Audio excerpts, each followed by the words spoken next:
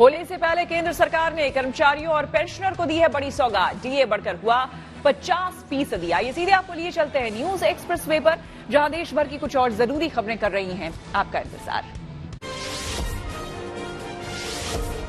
दिल्ली के मुख्यमंत्री अरविंद केजरीवाल को राउस एवेन्यू कोर्ट ने 16 मार्च को अदालत में पेश होने के निर्देश दिए। शराब नीति मामले में प्रवर्तन निदेशालय ने केजरीवाल को हाल ही में कई समन भेजे, लेकिन वो पेश नहीं हुए। लिहाजा ईडी ने अदालत में शिकायत दर्ज करवाई थी। इस बीच अदालत ने पार्टी नेता संजय सिंह और मनीष सिसोदिया की न्यायिक हिरासत 19 मार्च तक बढ़ा दी। कलकत्ता हाई कोर्ट से इस्तीफा देने वाले जस्टिस अभिजीत गंगोपाध्याय बीजेपी में शामिल हो गए। उन्होंने पश्चिम बंगाल बीजेपी प्रमुख सुकांता मजूमदार और नेता प्रतिपक्ष शुवेंदु अधिकारी की मौजूदगी में कोलकाता में पार्टी की सदस्यता ली। चर्चा है कि वो इस बार लोकसभा चुनाव भी लड़ सकते हैं।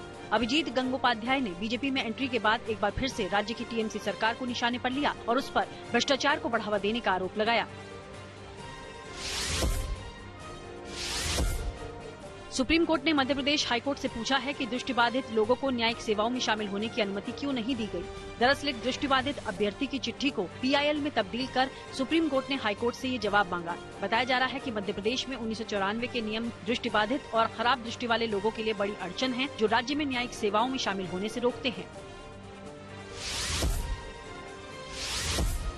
यूपी के गाजियाबाद और शामली में नकली दवाओं की 2 फैक्ट्रियां पकड़ी गई। ड्रग डिपार्टमेंट और पुलिस की टीम ने करोड़ों की ऐसी दवाइयां बरामद की। दावा है कि ये नकली दवाइयां नामी कंपनियों के नाम से पैक कर भेजी जा रही थी। पुलिस ने इस मामले में 10 से ज्यादा लोगों को गिरफ्तार भी किया है। कहा जा रहा है कि इन्होंने ये नकली दवाइयां यूपी और दिल्ली के अलावा दूसरे राज्यों में भी सप्लाई की।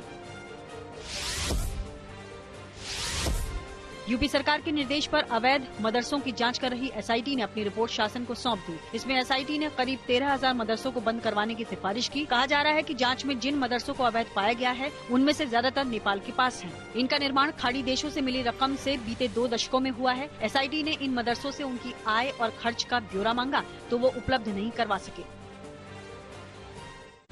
सरकार ने उज्ज्वला योजना पर सब्सिडी 1 साल के लिए बढ़ाई है। ये सीधे आपको लिए चलते न्यूज एक्सप्रेस वे पर, जहां देश और दुनिया की कुछ और जरूरी खबरें कर रही हैं आपका इंतजार।